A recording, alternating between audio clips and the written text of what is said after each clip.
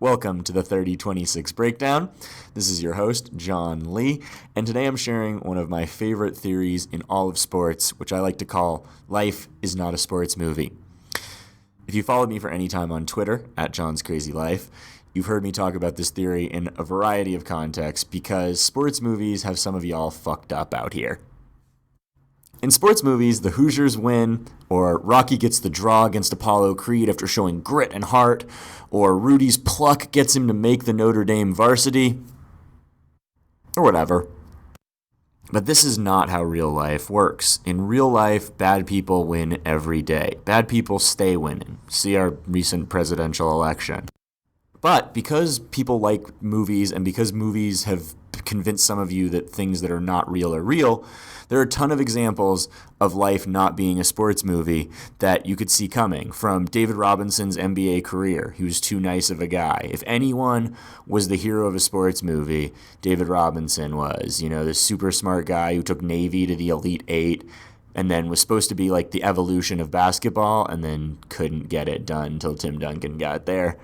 To basically everything that happened with Cleveland sports until last year. LeBron coming back and winning the NBA title in Cleveland after how that went down, and Dan Gilbert talking to him like he was a runaway slave and Gilbert was a slave master in Comic Sans. That shit's a sports movie. I don't even know how that came to be other than the overwhelming forgiveness of LeBron James and his ability to put things past him in order to put on for his hometown after they burned his jerseys.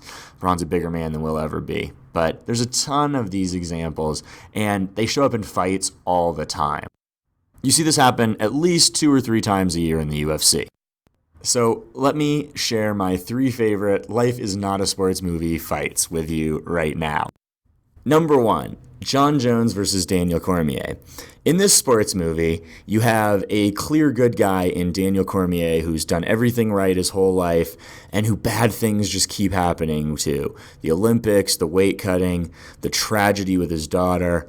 You know, if anyone was going to be the subject for a sports movie, it was Daniel Cormier heading into his fight against basically the real life Johnny, whatever his name is, from Karate Kid, Jon Jones, who's the super talented, just bad dude who is super fake and, you know, gets into car wrecks with strippers in the backseat that aren't his wife and shows his dick on Snapchat and, you know, just has bad relationships with everyone, it seems like. And going into this, there's a clear good guy, a clear bad guy. Jon Jones starts a brawl at the weigh-in. I mean, everything's lining up for Daniel Cormier to have his big moment of triumph, to finally get over the big stage, to finally make everything right and come through and get that big one shining moment. And Jon Jones whoops his ass because life is not a sports movie. In our second sports movie that didn't really work out, we have Conor McGregor versus Eddie Alvarez. So here we have a class story, kind of similar to the original Rocky. You have your flashy guy, Conor McGregor, who talks about money and how rich he is and all his cars and everything. And you have Eddie Alvarez from Rocky's hometown of Philadelphia, the, you know, hometown guy, the blue-collar guy, the hard-working guy, the guy who, you know, went on the indie scene and beat everyone and did it the right way, versus Conor McGregor, who kind of talked his way into the title and then happened to be super talented. So, again, everything lining up. There was even a great photo that Ryan Loco, the very talented photographer who does MMA stuff, posted, where it was Eddie in the gym at night by himself, and the caption was something like, every moment leading up to this is where it all leads to, a lifetime of this or something leading to one moment. And man, I almost bought into it. I was like, man, he is, maybe Conor is all hype, like this, that, or the other. Then I watched the tape and I realized life is not a sports movie. And lastly, what would sports movies be without thinly veiled racism? In the Hoosiers of our 3 favorite life is not a sports movie fights, this one you get a little bit of Hoosiers and a little bit of Any Given Sunday, where Chuck Liddell, the kind of older, white, gritty guy, he's trying to make his comeback, he's trying to get back on the winning track, and he draws the flashy, black, insert athletic, explosive, all the code, Rashad Evans. And, you know, Chuck's doing all right. He's looking kind of good in the beginning, and then all of a sudden, life is not a sports movie. The reason I bring this up is because this weekend we have the potential for an all-time great Life is Not a Sports Movie moment when former felon and possible racist Mike Perry takes on model and model citizen Alan Jouban. I just want to make 2 points before I will talk about what this would be like if it were a sports movie and give you a little bit more of my screenwriting prowess. If you want to sign me, I am available.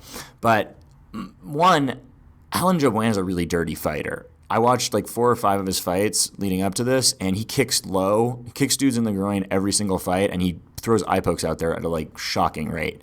And number 2, I really want to dislike Mike Perry, man. I am like Captain Call People Racist. If you follow me on Twitter, you see me point out racism kind of frequently.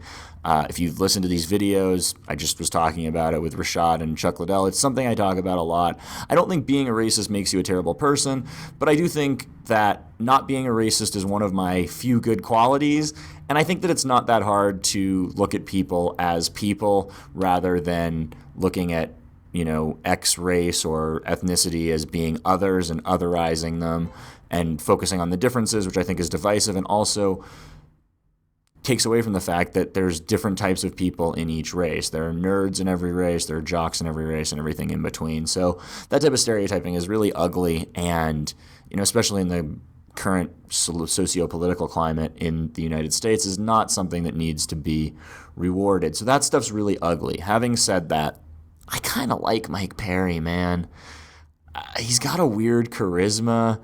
There's like a weird naivety about him, and I felt bad about it until I was listening to the MMA Beat, and Luke Thomas made a really good point about guys from, blue-collar backgrounds and lower socioeconomic backgrounds like Mike Perry who are trying to turn their lives around, and whatever you say about him, like maybe he's made some questionable missteps and said some things that could be interpreted the wrong way, done some things, but the dude was in jail and was living kind of a reckless, wild lifestyle, and it does seem like he's trying to turn himself around, and there is something uniquely charming about Mike Perry, and I'm now going to get struck by a bolt of lightning for saying that, but god damn it, Mike Perry's kind of winning me over.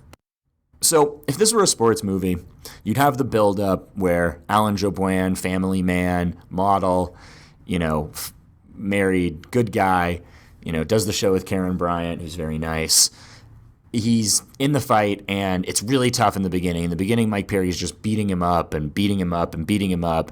And then, at the end of the second round, before the third round, he goes back to his corner, and his old man, mentor, coach, dad, whatever, comes over, and he gives him some win one for the Gipper speech, and he goes, "You gotta dig deep.